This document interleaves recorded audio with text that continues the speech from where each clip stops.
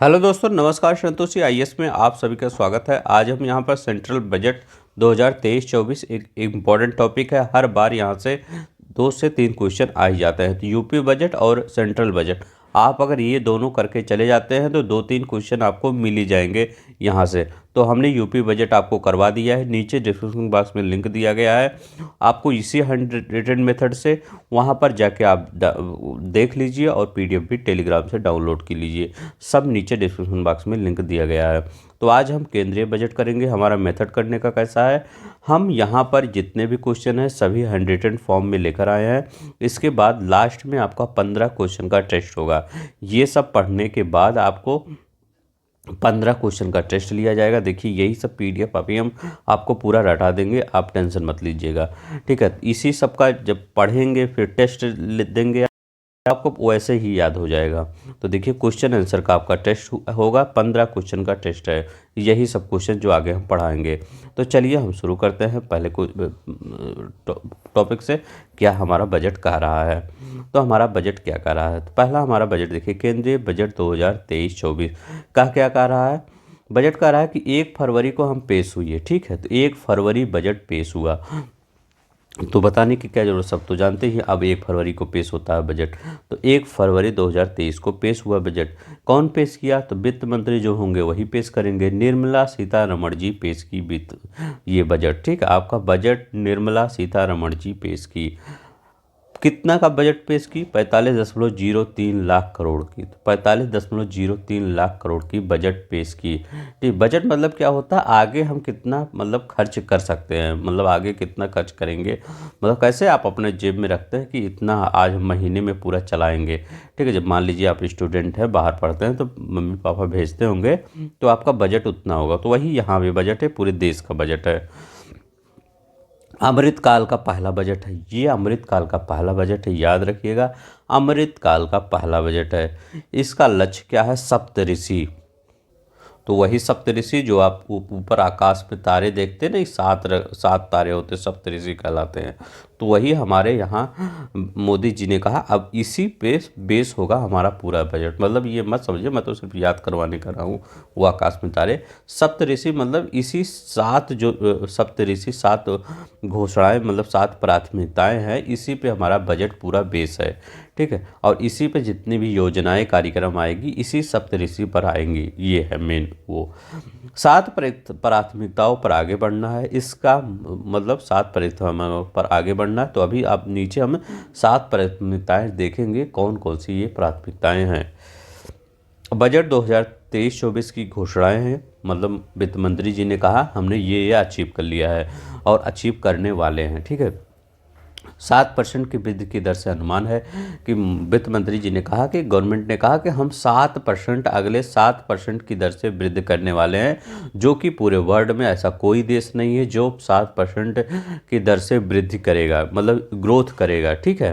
अपने मतलब वो विकास करेगा, चाहे मतलब पूरे देश की, ठीक है। 7% की वृद्धि से हम अनुमान है हमारा। विगत 9 वर्षों में, पिछले 9 वर्षों में अगर देखा जाए, वित्त मंत्री ने कहा कि आय दोगुनी से अधिक होकर 1.97 लाख रुपए हो गई है। तो वित्त मंत्री जी ने कहा ये हमारा अचीवमेंट है। पिछले 9 वर्षों से आज हमारी वर्तमान आय देखी जाए तो 1.97 लाख रुपए हो गई है। याद रखिएगा, इंपॉर्टेंट है, 1.97 लाख रुपए हो गई है। 9 वर्षों में 10वीं अर्थव्यवस्था से हम 5वीं अर्थव्यवस्था पे आ गए हैं, ठीक है। तो किसको पीछे छोड़ दिए हैं, ब्रिटेन को पीछे छोड़ दिए थे, ठीक है। तो 9 वर्षों में हम 5वीं से वो 10वीं से 5वीं, 10वीं है ना, तो यहाँ 5वीं अर्थव्यवस्था पर हम आ गए हैं, जो कि हमारे लिए भी एक अचीवमेंट है। चलते हैं, देखिए बजट की 7 प्राथमिकताएं, वही सप्तऋषि, ठीक है। तो सप्तऋषि 7 प्राथमिकताएं कौन सी हैं, चलते हैं। पहला प्राथमिकता है समावेशी विकास। अब इसमें देख लीजिए कौन कौन से मतलब ये रखे गए हैं क्षेत्र, ठीक है, समावेशी विकास में। तो कृषि वर्धक निधि, एग्रीकल्चर एक्सीलरेटर फंड की व्यवस्था की गई है। याद रखिएगा, इसमें किसकी व्यवस्था की गई है, एग्रीकल्चर एक्सीलरेटर फंड की। इसमें क्या होता है, तो जो युवा हैं वो उनको ग्रामीण क्षेत्र में जो कृषि क्षेत्र में उनको एग्री स्टार्टअप करने के लिए प्रोत्साहित करना। जैसे आप एग्री के स्टार्टअप, बहुत से एग्री के स्टार्टअप हो जाएंगे कि उस मतलब इस फील्ड में आप एग्री स्टार्टअप करिए। सरकार इसी को बढ़ावा देने के लिए कृषि वर्धक फंड स्थापित की है। ठीक है, इसका मेन उद्देश्य समझिएगा कि इसका मेन उद्देश्य तो युवाओं को इसमें लाना ही है, साथ ही जो किसानों के सामने नई समस्या है उसको निदान करना। किसके तरीके से? इनोवेशन के मेथड से। ठीक है, तो इसीलिए ये फंड बना है, इनोवेशन के मेथड से किसानों की समस्याओं का समाधान करना। ठीक है, दूसरा क्या है? सबसे बड़ा श्री अन्न उत्पादक देश हम हैं, सबसे बड़े श्री अन्न उत्पादक देश हैं। और दूसरा सबसे बड़े श्री अन्न निर्यातक देश है। श्री अन्न याद रखिएगा, श्री अन्न उत्पादक देश हैं। अब आप पूछेंगे ये श्री अन्न होता क्या? मैं नहीं पूछ कर रहा हूँ, सब नहीं जानते हूँ, मतलब जो हो सकता है सब जानते हो, कुछ लोग ना जानते हो। श्री अन्न क्या होता है? जैसे मोटे अनाज, जैसे बाजरा, ज्वार, रागी, सांवा, कगनी, कोदो, कुटकी, छीना, ये सब मतलब ज्वार बाजरा इसी में याद रखिएगा। तो ये सब जो होते हैं जो सूखे क्षेत्रों में थोड़ा पाए जाते हैं। ठीक है, जैसे राजस्थान के रेगिस्तान उस साइड ज़्यादा ये होते हैं, या अपने पश्चिमी उत्तर प्रदेश या बुंदेलखंड एरिया में, यहाँ सब। ठीक है, तो श्री अन्न ये आपका उगाया जाता है। ठीक है, तो श्री अन्न है, इसमें हम सबसे बड़े आपके उत्पादक हैं और दूसरे सबसे बड़े अन्न निर्यातक हैं श्री अन्न में। ठीक है, तो ये आपको याद रखना होगा श्री अन्न के बारे में। यहाँ देखिए आत्मनिर्भर बागवानी स्वच्छ पौध कार्यक्रम। ठीक है, तो ये भी याद चलाया गया, आत्मनिर्भर बागवानी स्वच्छ पौध कार्यक्रम 2200 करोड़ उसमें लिया गया, आत्मनिर्भर स्वच्छ पौध कार्यक्रम। ठीक है, ये भी याद रखिएगा। मत्स्य पालन के क्षेत्र में 600 करोड़ रुपए का लक्षित निवेश है। कितना? 600 करोड़ रुपए का। ये समावेशी 7 जो प्राथमिकताएं हैं उसमें समावेशी के लिए है। अब देखिए एक आपसे पूछ सकता है भारतीय बाजरा अनुसंधान संस्थान कहाँ पे है? तो हैदराबाद में। तो इसको क्या है? उत्कृष्टता केंद्र के रूप में बढ़ावा देना। ठीक है, जब से अन्न तो उत्पादित कर लिए, लेकिन इसके टेक्नोलॉजी के लिए, हर चीज़ के लिए, नए बीज के लिए, तो ये बाजरा अनुसंधान जो बाजरे से रिलेटेड है, ये भारतीय बाजरा अनुसंधान संस्थान हैदराबाद। याद रखिएगा, इम्पोर्टेंट है, पूछ सकता है भारतीय बाजरा अनुसंधान संस्थान कहाँ है? हैदराबाद में है। ये उत्कृष्टता केंद्र के रूप में बढ़ावा देना।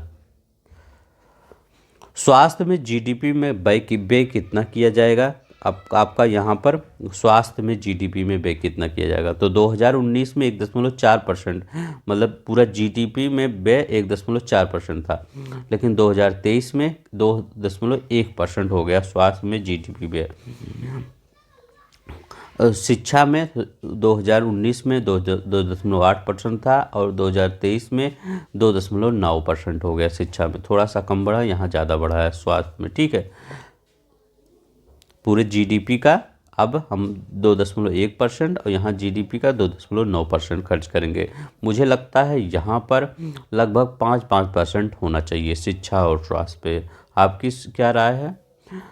अंतिम छोर व्यक्ति तक पहुंचना। तो दूसरा क्या है? ये सप्तऋषि का दूसरा है अंतिम छोर के व्यक्ति तक पहुंचना, जो आकांक्षी जिले और ब्लॉक कार्यक्रम 500 ब्लॉकों को। ठीक है, तो ये कार्यक्रम चला गया, आकांक्षी जिले और ब्लॉक कार्यक्रम। याद रखिएगा, ये कार्यक्रम चला गया, इसके माध्यम से अंतिम छोर के व्यक्ति तक पहुँच बनाना। तो ये जो आकांक्षी जिले सेलेक्ट करेंगे, ब्लॉक सेलेक्ट करेंगे, तो वहाँ ब्लॉक में गाँव सेलेक्ट करेंगे, तो वो अंतिम व्यक्ति तक वही तभी पहुँचेगा। ठीक है, तो ये 500 ब्लॉकों को चयन किया गया। अवसंरचना और निवेश, तीसरा क्या है? अवसंरचना और निवेश। तो पहला याद रखिएगा समावेशी, दूसरा क्या है? अंतिम व्यक्ति तक पहुंच, तीसरा क्या है? अवसंरचना और निवेश। तो इसमें देख लीजिए रेलवे में 2.4 लाख करोड़ का व्यय, शहरी अवसंरचना विकास निधि UIDF की स्थापना, इसकी कौन देख रेख करेगा? प्रधानमंत्री प्रबंधन राष्ट्रीय आवास बैंक। ठीक है, तो इसकी शहरी आवास विकास निधि UIDF की स्थापना किया जाएगा और इसकी देखरेख कौन करेगा? प्रबंधन राष्ट्रीय आवास बैंक द्वारा किया जाएगा। ठीक है, इसमें कौन कौन से शहर हैं? Tier 2 और Tier 3 के शहर हैं। ठीक है, याद रखिएगा Tier 2 और Tier 3 के शहर हैं। अब देखिए चौथा क्या है, सक्षमता को सामने लाना, याद रखिएगा सक्षमता को सामने लाना। राष्ट्रीय डाटा शासन नीति लाई गई, ठीक है, याद रखिए सक्षमता को सामने लाना।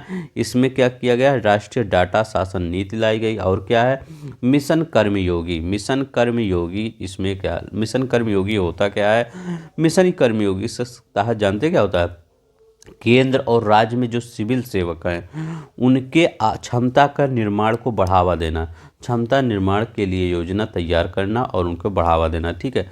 याद रखिएगा मिशन कर्मयोगी अगर पूछ ले तो केंद्र और राज्य दोनों के, ये मत समझिएगा कि सिर्फ राज्य के हैं।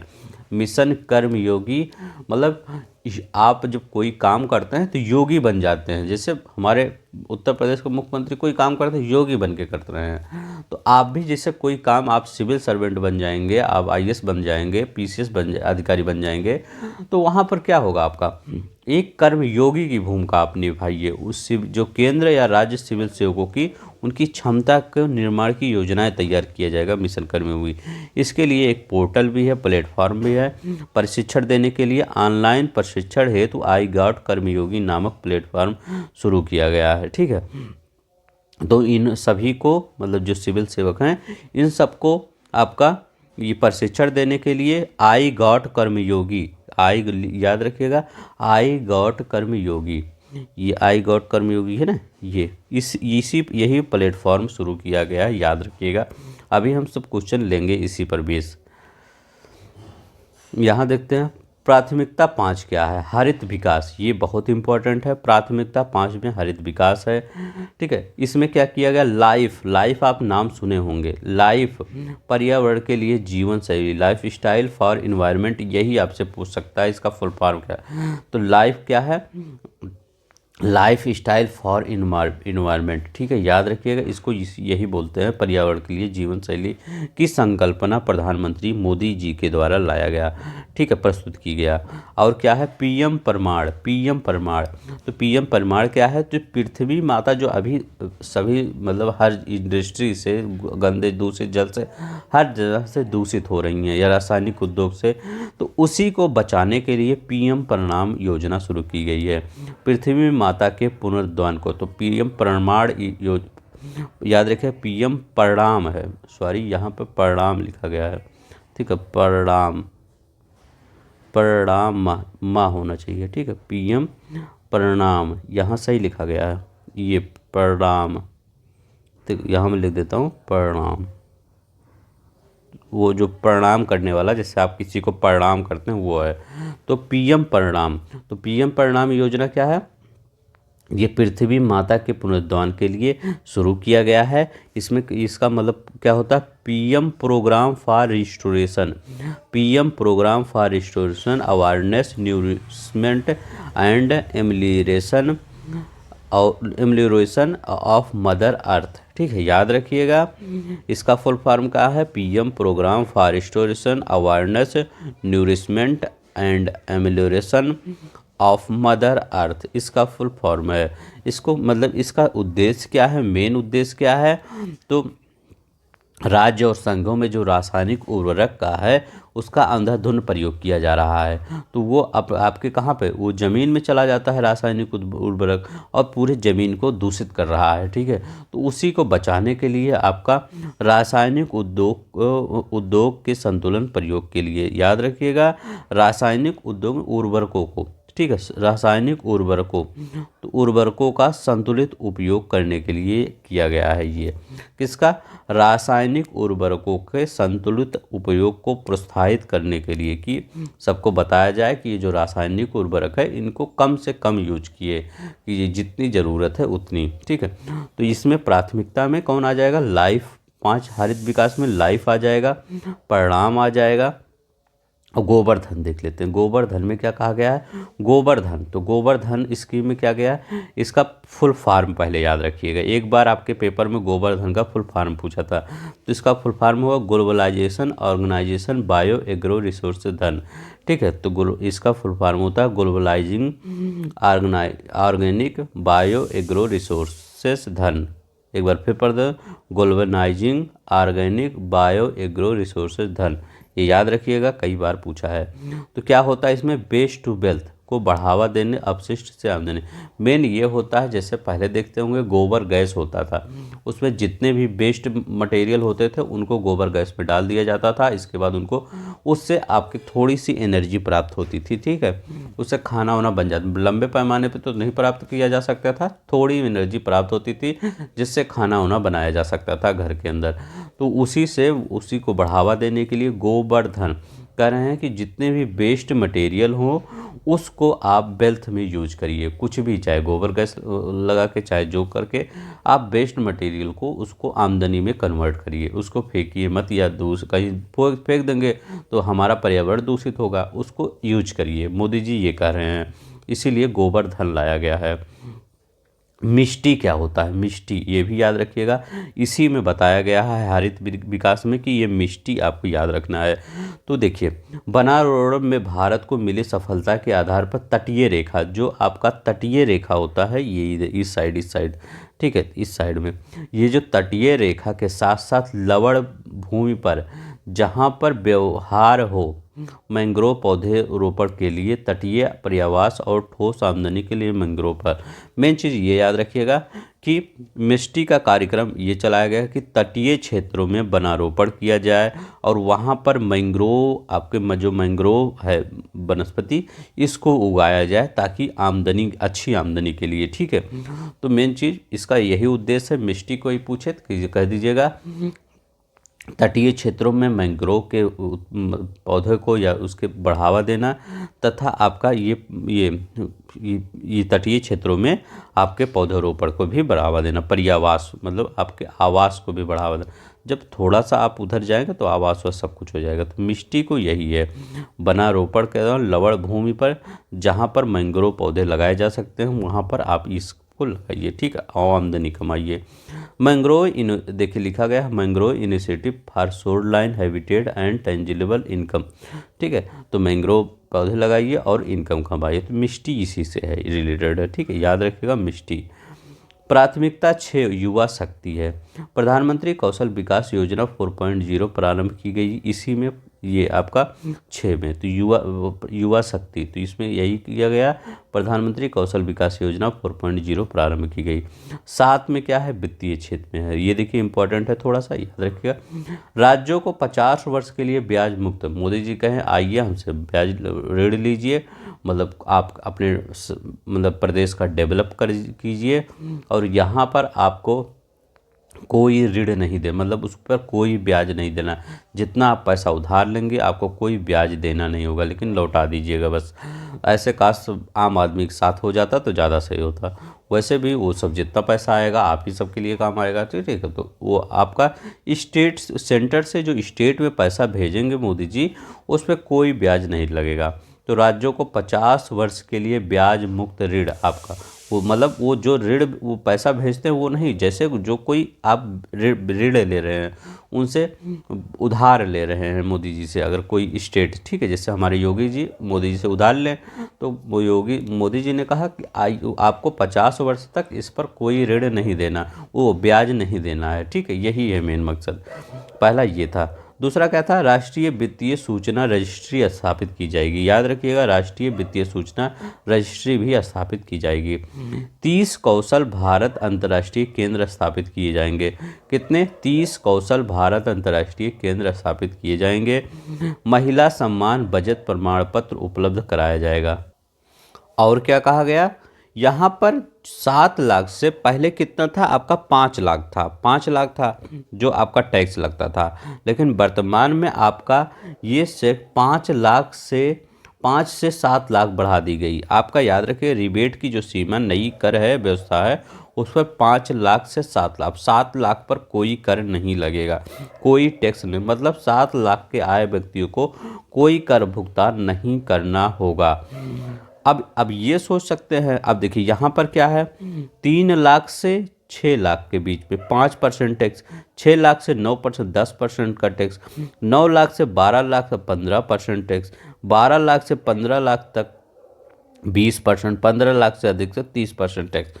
अब आप कहें सोचेंगे सर आपने कहा कि ये 7 लाख तक कोई टैक्स नहीं लगेगा, और यहाँ कह रहे हैं कि आपका ये 3 लाख तक आपका 5% लगेगा। हाँ, जैसे आप हैं और आपका एक दोस्त है, आप कितना कमा रहे हैं, तो मान लीजिए आप कितना कमा रहे हैं, आप 6 लाख रुपए कमा रहे हैं, ठीक है, पूरे साल में 6 लाख रुपए कमा रहे हैं। लेकिन आपके जो दोस्त हैं वो, उनकी इनकम आपका 7.5 लाख रुपए है। याद रखिए, 7.5 लाख रुपए है, आपकी इनकम 6 लाख रुपए है। तो आप क्या करेंगे, आपको टैक्स नहीं देना होगा।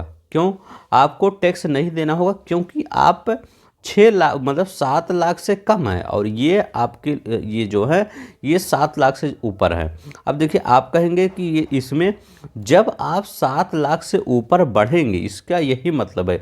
इसमें आप बहुत कंफ्यूज होते होंगे कि 7 लाख तक कोई टैक्स नहीं, इसके बाद इतना कह रहे हैं यहाँ। जब आप 7 लाख से ऊपर जितना बढ़ते जाएंगे, वो आपका टैक्स शुरू से होता जाएगा कि कितने 3 लाख पर इतना देना है, इतने पे इतना देना है, इतने पे इतना देना है। अगर आप 7 लाख के अंदर ही हैं तो आपको कोई टैक्स नहीं देना है। लेकिन अगर 7 लाख के ऊपर जाते जाएंगे जैसे, तो उसके हिसाब से ये टैक्स आपका लागू होता जाएगा। ठीक है, अगर आप 7 लाख के अंदर है तो आपको कोई टेंशन लेने की ज़रूरत नहीं है, आपको कोई टैक्स नहीं देना होगा। तो यही इसमें अब बहुत लोग कन्फ्यूज होंगे, आप ही कन्फ्यूज नहीं होंगे, बहुत बड़े बड़े मतलब जो लोग होते हैं, मतलब जो कुछ थोड़ा बहुत जानते नहीं है उसके बारे में, इकोनॉमिक्स बारे में, वो कन्फ्यूज होंगे। ठीक है, हुए थे।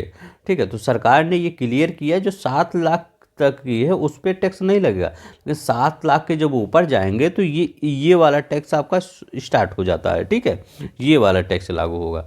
तो चलिए, आई होप आपको समझ में आ गया होगा। 7 लाख वाले व्यक्तियों को कोई कर भुगतान नहीं देना होगा। अगर आपका इनकम 7 लाख तक है तो आपको कोई टैक्स नहीं देना होगा। राजकोषीय घाटा को 2000 यहाँ लिखा गया है, 2025-26 तक 4.5 रखने का लक्ष्य है। तो याद रखिएगा, जो राजकोषीय घाटा है उसको 2025-26 तक 4.5 रखने का लक्ष्य रखा गया है।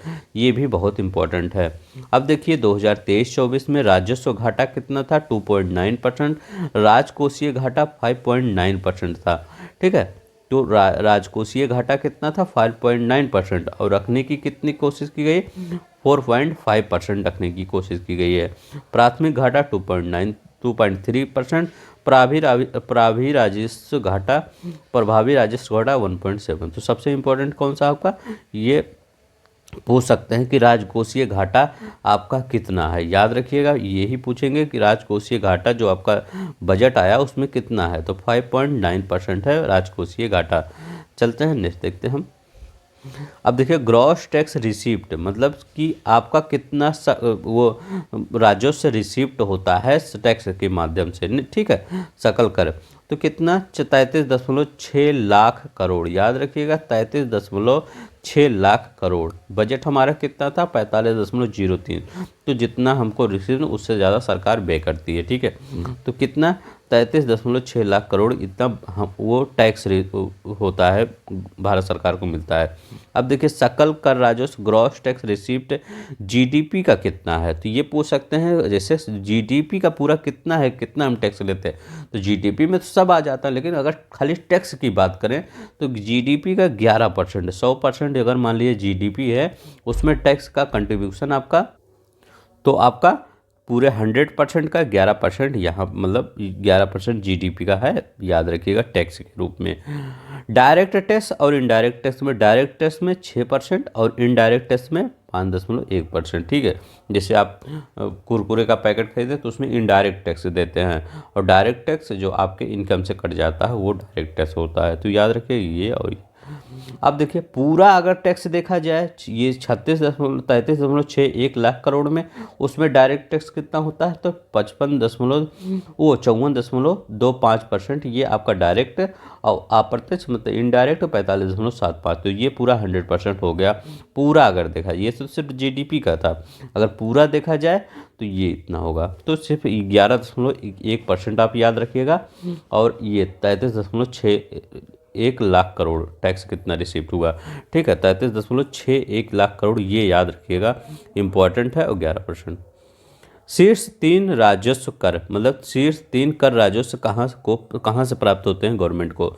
तो वस्तु और सेवा कर, तो जीएसटी, उससे 9.7 लाख करोड़ रुपए प्राप्त होता है। कितना? वस्तु एवं सेवा कर से 9.57 लाख करोड़ रुपए, निगम कर से 9.23 लाख करोड़ 9.23 लाख करोड़ रुपए, आय कर से 9.01 लाख करोड़, याद रखिएगा, आय कर से 9.01 लाख करोड़, इतना प्राप्त। सबसे ज़्यादा जीएसटी से, फिर निगम, फिर आयकर, ये तीनों याद रखिएगा, कौन पहले सबसे ज़्यादा है, कौन दूसरा सबसे है।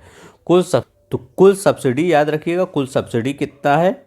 तो कुल सब्सिडी लगभग 4 लाख के करीब गवर्नमेंट सब्सिडी भी देती है, ठीक है। और पहले कितना देती थी? 5 लाख, लगभग 5 लाख के ऊपर, ठीक है, 5.5 लाख तक। तो 5.5 लाख तक सब्सिडी पहले देती थी गवर्नमेंट, ठीक है, याद रखिएगा। अब 4 लाख के करीब देती है, ठीक है। तो ये आपका सब्सिडी में थोड़ी सी कमी हो गई है। तो पूरा अगर सब्सिडी देखिए, दो चीज़ पर सबसे ज़्यादा दिया जाता है। एक सब्सिडी सब्सिडी खाद और उर्वरक पर, याद रखिएगा, सब्सिडी खाद और उर्वरक पर 92.40% दिया जाता है। ये देखिए, उर्वरक पर 43.44% और खाद्य सब्सिडी 48.96%। तो अगर सब्सिडी पूछी जाए सबसे ज़्यादा सब्सिडी किस पे दिया जाता है, तो खाद्य सब्सिडी पर सबसे ज़्यादा 48.96%। इसके बाद उर्वरक सब्सिडी पर 43.44%। तो दोनों मिला के 92.40% से सिर्फ खाद्य और उर्वरक पर सब्सिडी दी जाती है, ठीक है। ये इंपॉर्टेंट है, याद रखिए। ब्याज subsidy 6.84%, petroleum subsidy 0.56% petroleum subsidy दी जाती है। अब यहाँ देखिए, बजट में कहाँ कौन कितना किसको मिला, ठीक है। तो बजट में महात्मा गांधी राष्ट्रीय ग्रामीण रोजगार गारंटी कार्यक्रम पहले कितना था? 89,000। ये सब ये रहने दीजिए, सिर्फ यही याद रख लीजिए कि यही ज़्यादा इम्पोर्टेंट है। अब 60,000 रुपये लगभग आपका ये मनरेगा को दिया गया है इस बजट में 23-24 में। राष्ट्रीय स्वास्थ्य मिशन के लिए तो 36,785 रुपया, जल जीवन मिशन के लिए लगभग 70,000 रुपये, राष्ट्रीय शिक्षा मिशन के लिए 38,953 रुपये। किसके? राष्ट्रीय शिक्षा मिशन के लिए। प्रधानमंत्री ग्राम सड़क योजना के लिए 19,000 रुपये, याद रखिए, प्रधानमंत्री ग्राम सड़क योजना के लिए 19,000 रुपये। पीएम किसान के लिए 60,000 रुपये। तो याद रखिए, दो चीज़ें इंपॉर्टेंट है, महात्मा गांधी राष्ट्रीय ग्रामीण रोजगार गारंटी कार्यक्रम, ये भी 60,000 करोड़ रुपए, और करोड़ में है सब, नहीं तो आप रुपए समझ जाइए, करोड़ में लिखा गया है, ठीक है। पीएम किसान ये 60,000 करोड़ रुपए। तो ये दोनों आप याद रखिए, मनरेगा, पीएम किसान दोनों। आत्मनिर्भर भारत रोजगार योजना 2,273 रुपये, 2,273 रुपये। प्रधानमंत्री आवास योजना ये 79,590 रुपये, ठीक है। तो इसी में सबसे ज़्यादा दिया गया, किसमें? 79,590 रुपये प्रधानमंत्री आवास योजना। वैसे भी इसमें ज़्यादा पैसा लगता है, लगभग 1.5 लाख रुपए देना ही पड़ता है, अब तो 2-3 लाख रुपये हो गया है। कि प्रधानमंत्री आवास योजना के लिए 79,590 इसमें सबसे ज़्यादा है, ठीक है। इसके बाद मनरेगा में आता है, इसके बाद आपका पीएम किसान में आता है, ठीक है। वो मनरेगा में नहीं, इसके बाद जल जीवन मिशन में आता है। पहले नंबर पे आपका प्रधानमंत्री आवास योजना, दूसरे नंबर पे आपका जल जीवन मिशन आ जाएगा, फिर तीसरे नंबर पे आपका ये आएगा पीएम किसान और मनरेगा, ठीक है। आर्थिक समीक्षा, इकोनॉमिक सर्वे देख लेते हैं कौन कौन सा है। इकोनॉमिक, केंद्रीय वित्त मंत्री निर्मला सीतारमण द्वारा 31 जनवरी 2023 को ना मौजूदा डॉलर मापदंड के अनुसार भारत विश्व की 5वीं सबसे बड़ी अर्थव्यवस्था है। तो 31 जनवरी को पेश किया गया ये आपका आर्थिक सर्वे, इकोनॉमिक सर्वे। इसके बाद 1 फरवरी को आपका बजट पेश किया गया, ठीक है। तो एक दिन बाद 31 जनवरी से 1 फरवरी, ठीक है। आर्थिक समीक्षा, इकोनॉमिक सर्वे। अब देखिए, इसमें सिर्फ डेट है, यही सब याद कर लीजिए कौन किस में है। तो चावल में कौन सा है, जैसे पढ़ा रहा हूँ वैसे पढ़ लीजिए, अभी मैं आपसे पूछूंगा भी, ठीक है। तो चावल में कौन सा है? चावल में पश्चिम बंगाल प्रथम स्थान पे है। तो याद रखिएगा ममता दीदी वाला राज्य सबसे नंबर 1 पे है चावल के मामले में। तो कैसे याद करेंगे कि चावल वहाँ पर मछली भी होता है, तो मछली चावल सब ज़्यादा खाते हैं, मछली रोटी नहीं खाते, मछली चावल खाते हैं। चावल मछली, ठीक, वो मतलब चावल पश्चिम बंगाल में है। उत्तर प्रदेश का अपना दूसरा स्थान है, इसके बाद तीसरा पंजाब है। ठीक है, ये सब हम एग्रीकल्चर वाले वीडियो में ज्योग्राफी में बहुत डिटेल में पढ़ाए हैं। ठीक है, विद मैप के साथ, वहाँ पर जाके देख लीजिएगा। गेहूं में उत्तर प्रदेश है, मध्य प्रदेश है, फिर पंजाब आ जाता है। गेहूं में उत्तर प्रदेश, मध्य प्रदेश, फिर पंजाब। मक्का में कर्नाटक, मध्य प्रदेश, महाराष्ट्र। मोटे अनाज में कर्नाटक, राजस्थान, महाराष्ट्र। तो मोटे अनाज में कर्नाटक, राजस्थान, महाराष्ट्र, वही जो शरीर अन्न वाला होता है, वही बाजरा, मक्का, यही सब होता है। ठीक है, तो ये अरहर तूर दाल में महाराष्ट्र, कर्नाटक और उत्तर प्रदेश। अरहर में याद रखिएगा पहले ये मध्य प्रदेश का नंबर आता था, लेकिन अब महाराष्ट्र है, महाराष्ट्र, कर्नाटक, उत्तर प्रदेश। ठीक है, और कुल मोटे अनाज में तो ये कर्नाटक है, फिर राजस्थान है, फिर महाराष्ट्र है। कुल दालें, दालें मध्य प्रदेश में है। ठीक है, महाराष्ट्र में है, राजस्थान में है। तो कुल दालें मध्य प्रदेश, महाराष्ट्र और राजस्थान। दालों में मध्य प्रदेश नंबर 1 पर है। ठीक है, चना में महाराष्ट्र है, मध्य प्रदेश है और राजस्थान है। तो चना कौन खाए, महाराष्ट्र वाले चना। ठीक है, तो मध्य प्रदेश और राजस्थान। कुल खाद्यान्न में उत्तर प्रदेश अपना नंबर 1 पे है। तो याद रखिएगा कुल खाद्यान्न में उत्तर प्रदेश, फिर मध्य प्रदेश और फिर पंजाब। तो कुल खाद्यान्न में अपना उत्तर प्रदेश, फिर मध्य प्रदेश, फिर पंजाब। दालों में मध्य प्रदेश, महाराष्ट्र, राजस्थान। मूंगफली में गुजरात है, राजस्थान है, तमिलनाडु है। तो याद रखिएगा मूंगफली में पहले गुजरात है, फिर राजस्थान है, फिर तमिलनाडु है। सरसों में कौन है, राजस्थान है। याद रखिएगा सरसों में राजस्थान, फिर मध्य प्रदेश, फिर हरियाणा है। तो रैपसीड सरसों में राजस्थान, मध्य प्रदेश, फिर हरियाणा है। सोयाबीन में कौन है, महाराष्ट्र है, मध्य प्रदेश है, राजस्थान है। तो सोयाबीन में महाराष्ट्र सबसे पहले नंबर 1 पे है, फिर मध्य प्रदेश है, फिर राजस्थान है। सोयाबीन, ठीक है, महाराष्ट्र वाले सोयाबीन ज़्यादा खाते हैं। कुल तिलहन में राजस्थान सबसे नंबर 1 पर है, मध्य प्रदेश और गुजरात। सरसों में भी सबसे नंबर 1 पर राजस्थान ही था। गन्ना में कौन है, गन्ना में उत्तर प्रदेश, महाराष्ट्र, कर्नाटक है। तो गन्ना में उत्तर प्रदेश अपना सबसे नंबर 1 पे है, फिर महाराष्ट्र है, फिर कर्नाटक है। गन्ना में कपास बहुत इंपॉर्टेंट है, गुजरात है, महाराष्ट्र है, तेलंगाना है। तो कपास का याद रखिएगा गुजरात, महाराष्ट्र, तेलंगाना। कपास में बहुत ही इंपॉर्टेंट है कपास, याद रखिएगा। पहले आपका महाराष्ट्र था लेकिन अब गुजरात हो गया है। तो गुजरात, महाराष्ट्र, तेलंगाना कपास में। जूट और मिस्ता में पश्चिम बंगाल। जूट आ जाए तो पश्चिम बंगाल के अलावा कुछ आपको सोचना नहीं। जूट, चावल, ये दोनों पश्चिम बंगाल का हब है, और असम और बिहार। ठीक है, तो या जूट और मतलब मिस्ता, मतलब जूट और सन, उनमें देखिए तो पश्चिम बंगाल, असम, बिहार। ठीक है, पश्चिम बंगाल, असम, बिहार। तो देख लीजिए एक बार फिर देख लीजिएगा इसको। ये चना में याद रखिएगा, चना पूछ लेता है, मूंगफली भी पूछ लेता है। मूंगफली में गुजरात, राजस्थान, तमिलनाडु। ठीक है, रेपसीड सरसों में राजस्थान, मध्य प्रदेश, हरियाणा। तो एक बार फिर देख लीजिएगा दोबारा आप, मैं क्या दोबारा पढ़ाऊँ। ठीक है, अब देखिए क्वेश्चन आंसर हम करते हैं। ठीक है, दो ज़्यादा नहीं, 5 मिनट लगेगा क्वेश्चन आंसर में। जो अभी हम पढ़ाए हैं सब कुछ करते हैं। ठीक है, गन्ना उत्पादन में प्रथम स्थान पर कौन है। तो अभी हमने बताया कि गन्ना उत्पादन में हम किसको प्रथम स्थान पर देंगे। तो गन्ना उत्पादन में हम किसको प्रथम स्थान देंगे, तो अभी हम बताए थे गन्ना उत्पादन में अपना उत्तर प्रदेश प्रथम स्थान पर है। उत्तर प्रदेश अपना प्रथम। आई होप आपको समझ में आ रहा होगा। आप 15 क्वेश्चन इस 15 क्वेश्चन पर कर दीजिएगा। अगर कर देंगे तो मैं जान लूँगा आपकी तैयारी हो गई है।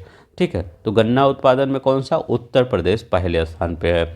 इसके बाद अब दूसरे स्थान पे कौन सा है, गन्ना उत्पादन में महाराष्ट्र, तीसरे पे कर्नाटक है। तो ये दूसरे पे है, ये तीसरे पे है। ठीक है, तो पहले पे ये है। ठीक है, तो पहले, दूसरे, तीसरे पे यही है। तिलहन उत्पादन में शीर्ष राज्य में नहीं है। तो बताइए तिलहन उत्पादन में कौन सा जो शीर्ष राज्य नहीं है। थोड़ा सा हम समय भी देते हैं, सोचिए अभी हमने क्या बताया था कि तिलहन उत्पादन में शीर्ष राज्य में कौन सा नहीं है आपका। तो तिलहन उत्पादन में पहला राजस्थान है, पहले नंबर पे राजस्थान है, दूसरे नंबर पे मध्य प्रदेश है, तीसरे नंबर पे गुजरात है। ठीक है, तिलहन उत्पादन में उड़ीसा नहीं है, तो यहाँ पर आपका आंसर हो जाएगा उड़ीसा। ठीक है, तो पहले स्थान पे आपका कौन सा है, राजस्थान तिलहन में, दूसरा मध्य प्रदेश है, तीसरा गुजरात है। तो राजस्थान, मध्य प्रदेश, गुजरात। पहले ये देखिए यहाँ पर बड़ा कर देता हूँ, देखिए पहले राजस्थान, फिर आपका मध्य प्रदेश है, और इसके बाद तीसरे पे गुजरात है। ठीक है, याद रखिए वो, हाँ तो गुजरात है तिलहन उत्पादन में। ठीक है, आपका वो राजस्थान, मध्य प्रदेश और आपका गुजरात। कुल दाल उत्पादन में शीर्ष 3 राज्य में नहीं है। बताइए कुल दाल उत्पादन में शीर्ष 3 राज्य में नहीं है। ये भी बहुत इंपॉर्टेंट क्वेश्चन है, मैं बताता। तो दाल उत्पादन पहले कौन सा है, महाराष्ट्र, आपको यही दिख रहा होगा, इसी से आप थोड़ा सा गेस कर लीजिए। पहले कौन सा है, ये आपका मध्य प्रदेश, दूसरे पे महाराष्ट्र, तीसरे पे आपका राजस्थान। तो दाल उत्पादन में 3 राज्य में नहीं है, उत्तर प्रदेश, अपना उत्तर प्रदेश शीर्ष 3 राज्य में नहीं है। चावल उत्पादन में शीर्ष 3 राज्य में नहीं है। तो बताइए चावल उत्पादन में शीर्ष 3 राज्य में नहीं है, तो उड़ीसा आपका शीर्ष 3 राज्य में नहीं है। चावल ऐसे आप ले जाइएगा, ऐसे पूरा कर दीजिएगा, नीचे से ऊपर जाइएगा। ठीक है, ऐसे नीचे से ऊपर 1 पश्चिम बंगाल, उत्तर प्रदेश, पंजाब। ठीक है, पश्चिम बंगाल, उत्तर प्रदेश, पंजाब, ऐसे जाइएगा। चावल देखिएगा ऊपर, मैप अपने दिमाग में रखिएगा, और नीचे से पश्चिम बंगाल से शुरू करके पंजाब तक चले जाइएगा। सोचिएगा यहाँ से कोई ट्रेन जा रही है। ठीक है, कौन सी ट्रेन जाएगी, तो याद रखिएगा वो ट्रेन हो सकती है हावड़ा। हावड़ा तो दिल्ली तक जाती है, फिर वहाँ से पंजाब में जाइएगा। ठीक है, जो ट्रेन आपको याद हो उसी चले जाइएगा। तो कुछ ट्रिक बना लीजिए चावल के रूप में, याद ही होगा चावल। वैसे गेहूं उत्पादन में शीर्ष 3 राज्य में नहीं है। बताइए गेहूं उत्पादन में शीर्ष 3 राज्य में नहीं है। तो यहाँ पर देख सकते हैं, पहले पे उत्तर प्रदेश, दूसरे पे मध्य प्रदेश, तीसरे पे आपका ये पंजाब है। ठीक है, तब ये देखिए किसको कैसे ट्रायंगल बनेगा, ऐसे बना लीजिएगा। ठीक है, ये ऐसे बना लीजिएगा, पहले यहाँ पर फिर यहाँ पे चक्रीय कार्यक्रम जी। ठीक है, जो चक्र होता है। तो ये उत्तर प्रदेश, मध्य प्रदेश और पंजाब गेहूं उत्पादन में। कपास उत्पादन में शीर्ष 3 राज्य में नहीं है। ये सब क्वेश्चन मैं क्यों लाया, क्योंकि आपका थोड़ा सा एग्रीकल्चर वाला भी सही हो जाएगा। ठीक है, आप एग्रीकल्चर का वीडियो, हमने 4 वीडियो डाला है, एकदम डिटेल में डाला है, जाके वहाँ आप देख लीजिएगा। कपास उत्पादन में शीर्ष 3 में नहीं है। कौन सा कपास उत्पादन में शीर्ष 3 में नहीं है, तो आपका कौन सा है, पहले पे गुजरात है, तीसरे पे महाराष्ट्र है, चौथे पे तेलंगाना है, तमिलनाडु में नहीं है। यहाँ लगाए थे, यहाँ हरियाणा। ठीक, हरियाणा होगा। ठीक है, अब यहाँ तो लगाए ही थे। तो कपास उत्पादन में शीर्ष 3 में नहीं है तमिलनाडु। गुजरात है आपका पहले नंबर पे, दूसरे पे महाराष्ट्र, तीसरे पे तेलंगाना है। यहाँ पे उत्तर प्रदेश पहले पे है गेहूं में, दूसरे पे मध्य प्रदेश, तीसरे पे पंजाब। तो कपास उत्पादन में शीर्ष 3 राज्य में नहीं है तमिलनाडु। पीएम परिणाम है, पीएम परिणाम, अभी जो हम वहाँ पे थोड़ा सा परिणाम को परिणाम लिख दिए थे, वो क्या है, एक स्वच्छ कार्यक्रम है, रासायनिक उर्वरकों का संतुलित उपयोग है, कौशल कार्यक्रम है, या सभी है। तो क्या है, याद रखिएगा, ये अभी हम आपको बताए थे कि ये रासायनिक उर्वरकों का संतुलित प्रयोग है। पीएम परिणाम, सबसे पीएम जी परिणाम कर रहे हैं, अनुरोध कर रहे हैं कि रासायनिक उर्वरकों का संतुलित उपयोग करें, कम से कम उपयोग करें, जितनी ज़रूरत हो उतनी करें। दुनिया में सबसे बड़ा श्रेय अन्न उत्पादक देश है। तो बताइए दुनिया में सबसे बड़ा श्रेय अन्न उत्पादक देश है कौन है, अमेरिका, चीन, भारत या फ्रांस। तो भारत है। अगर पूछे पूरे दुनिया में श्रेय अन्न निर्यातक देश कौन है, तो दूसरे नंबर पे अपना भारत है। तो अब भारत किस निर्यातक में, दूसरे नंबर पे है, और उत्पादक पे पहले नंबर पे है। आई गॉट कर्मयोगी प्लेटफॉर्म है। बताइए आई गॉट कर्मयोगी कैसा प्लेटफॉर्म है, कृषि ऐप है, सिविल सेवकों का प्रशिक्षण कार्यक्रम का एक प्लेटफॉर्म है, या श्री अन्न अन्न योजना प्लेटफॉर्म है, या कोई नहीं। तो याद रखिए आई गॉट कर्मयोगी सिविल सेवकों को जो प्रशिक्षण कार्यक्रम दिया जाता है, इसी पे दिया जाएगा, आई गॉट कर्मयोगी। ठीक है, इसी पे प्रधानमंत्री द्वारा पर्यावरण के प्रति सजग जीवन शैली के आंदोलन को गति देने हेतु लाया गया। तो प्रधानमंत्री द्वारा पर्यावरण के प्रति सजग जीवन शैली, याद रखिएगा पर्यावरण के प्रति तो क्या लाया गया, तो याद रखिएगा लाइफ लाया गया। Life style for environment, life से क्वेश्चन आपका इस बार बनेगा। लाइफ का कोई भी टॉपिक गूगल पे सर्च करके देख लीजिएगा, वैसे भी मैं बता दिया हूँ, ये पर्यावरण से रिलेटेड है। ठीक है, लाइफ स्टाइल फॉर इन्वायरमेंट, क्योंकि लाइफ से इस बार क्वेश्चन बनेगा। मिष्टी क्या था, तो मैंग्रोव वाला था। मैंग्रोव को वनों को आप उससे आप इनकम कमाइए, सरकार ये पेश कर रही है। गोवर्धन स्कीम क्या है, तो गोवर्धन स्कीम ये मतलब जो अपशिष्ट हैं उससे आप इनकम को जनरेट कर दीजिए, एनर्जी को जनरेट करिए, कुछ भी करिए। तो गोवर्धन मिष्टी आपका मैंग्रोव है, गोवर्धन अपशिष्ट है, लाइफ आपका पर्यावरण के जीवन शैली है। मनरेगा के लिए कितना धन आवंटित हुआ, बताइए मनरेगा के लिए कितना धन आवंटित हुआ, तो कितना धन आवंटित हुआ मनरेगा के लिए 60,000 करोड़ रुपए, याद रखिएगा 60,000 करोड़ रुपए मनरेगा के लिए धन आवंटित हुआ। और एक और आवंटित हुआ 60,000 करोड़, दो लोग के लिए दो धन आवंटित हुए, एक मनरेगा के लिए 60,000 करोड़, एक और हम बताए थे तो पीएम किसान के लिए, याद रखिएगा पीएम किसान के लिए भी 60,000 करोड़ रुपए का धन आवंटित हुआ।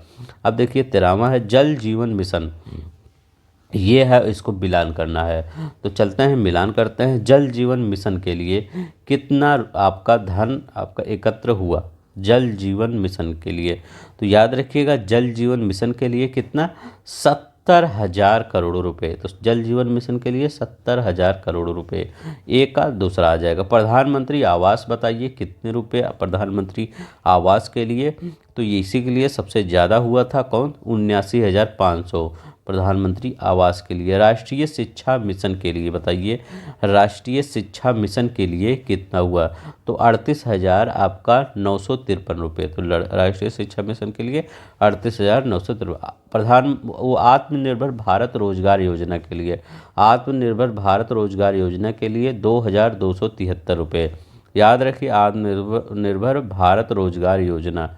ठीक है, तो मोदी जी का योगी जी का सब काम अच्छा लगता है, सिर्फ यही काम बेकार लगता है, मतलब थोड़ा अच्छा नहीं लगता। तो ये सब रोजगार के लिए थोड़ा सा कम मेहनत करते हैं। देखिए सब में जितना दिए हैं इसमें 2,273 रुपये दिए हैं। ठीक है, तो मोदी जी योगी जी यही आप सुधार लीजिए, बच्चों का भी ध्यान रखिए।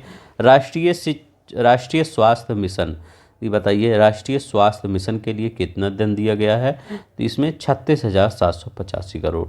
ठीक है, 36,785 आपका करोड़ रुपए इसमें दिया गया है।